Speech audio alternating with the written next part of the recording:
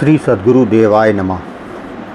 भाइयों बहनों, आज आपके सामने एक ऐसे भक्त की कहानी सुनाने जा रहा हूँ कि जब वो ठाकुर साहब की आरती करते थे, आरती में सांप, जहरीले विषखोपड़ा, गोहे, खरगोश, लोमड़ी, सियार, भेड़िया आदि आ जाते थे जब भी उस आरती करते थे।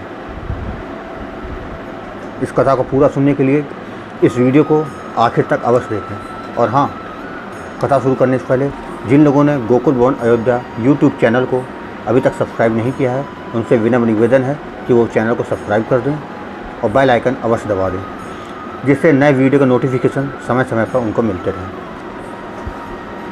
भक्त भगवान चरतावली से आज बस्ती ज़िले के एक औघड़ की कहानी सुनाने जा रहा हूँ। बस्ती ज़िले में एक जंगल है। वहाँ एक औघड़ और 5 साधु रहते थे। औघड़ काफ़ी वृद्ध थे। राम जानकी लखन लाल पधारे हुए थे। वे मांस मछली नहीं खाते थे, लहसुन प्याज शराब आदि कुछ भी नहीं खाते थे। केवल साधारण भोजन बनता था, वही भगवान को भोग लगाते और वही सब मूर्ति पाते और सब राम राम करते थे। उनकी इच्छा हुई एक दिन कि भागवती सुनी जाए। कुछ दूरी पर एक पंडित भागवती करते थे,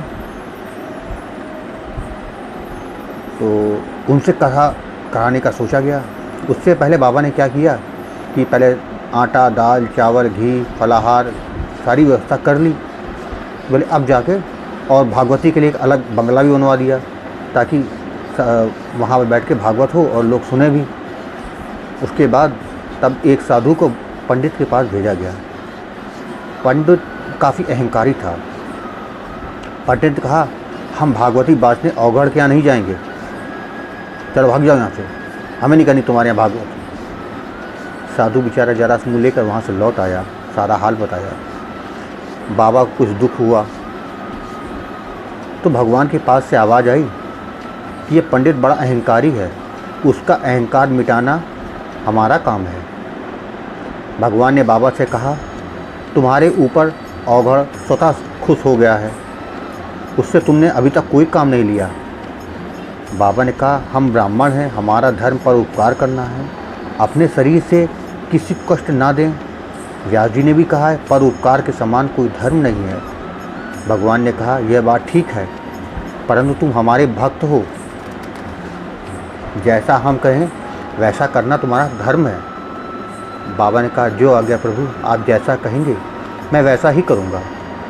भगवान ने कहा, पंडित की पूजा का सामान और पंडित को औघड़ से कहो ले आए, तो उसका अभिमान चूर हो जाएगा और उसमें दीनता आ जाएगी, उसका भला हो जाएगा। वो गति उसकी काफ़ी ऊंची होगी मरने के बाद। बाबा ने कहा, जैसे भगवान आपकी इच्छा, मैं वैसा ही करूँगा। बाबा ने औघड़ से कहा, भगवान की आज्ञा है, हमने तुमसे अब तक कोई काम नहीं लिया।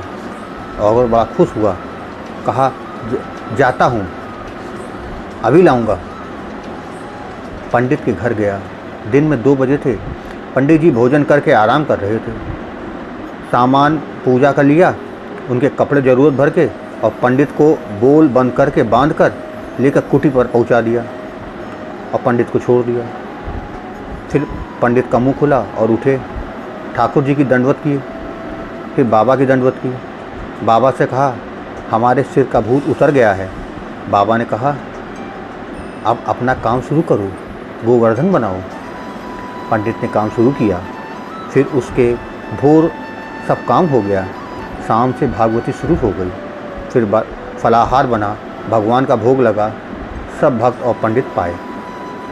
एक माह भागवत हुई, बराबर फलाहार ही होता रहा। पंडित को पूजा में 3000 रुपये नकद मिले। कपड़ा, बर्तन, अन्न सब सामान मिला के 5000 हो गए। पंडित गरीब थे, उनकी गरीबी शांत हो गई, दीनता आ गई। बाबा ने कहा, भगवान सबका समय बांधे हैं। फिर पंडित जी की सब सामान बैलगाड़ी में धरा कर विदा की। आसपास की जनता ने इस मामले में बहुत मदद की। 2 दिन तक भंडारा हुआ। एक दिन पूरी साग हलवा, एक दिन दाल भात रोटी साग।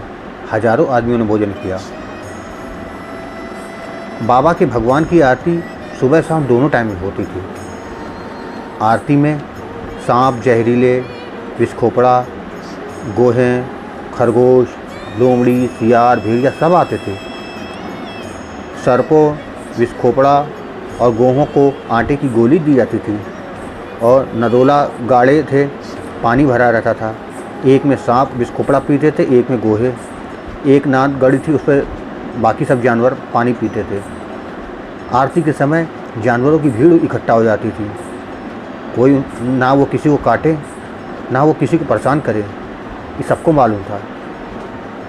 सुबह का पानी शाम तक काम देता था, फिर उसे निकाल दिया जाता और सब जानवरों को भिगे हुए चने दिए जाते थे। दोनों पहर आरती में 1-1 घंटा लगता था।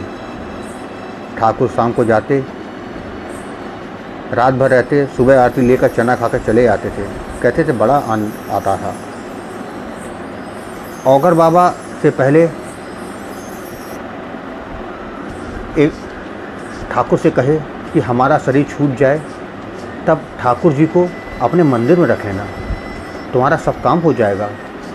यहाँ वहाँ का भगवान संभाल देंगे। बाबा का शरीर 126 साल की उम्र में छूटा। बीमार नहीं थे, कमलासन में बैठ कर प्राणायाम करके शरीर छोड़ा। चेलों से कह दिया था राम राम करना, अब हम जाते हैं।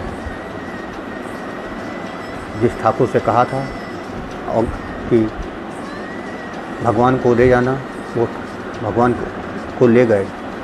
फिर 1 साल के अंदर 5 चेला धीरे धीरे करके विदा हो गए। सिर्फ छप्पड़ बने थे, एक कच्चा कुआं था। भाइयों बहनों, ये कथा आपको कैसी लगी कमेंट बॉक्स में ज़रूर बताइएगा और हाँ, वीडियो को शेयर करना ना भूलिएगा।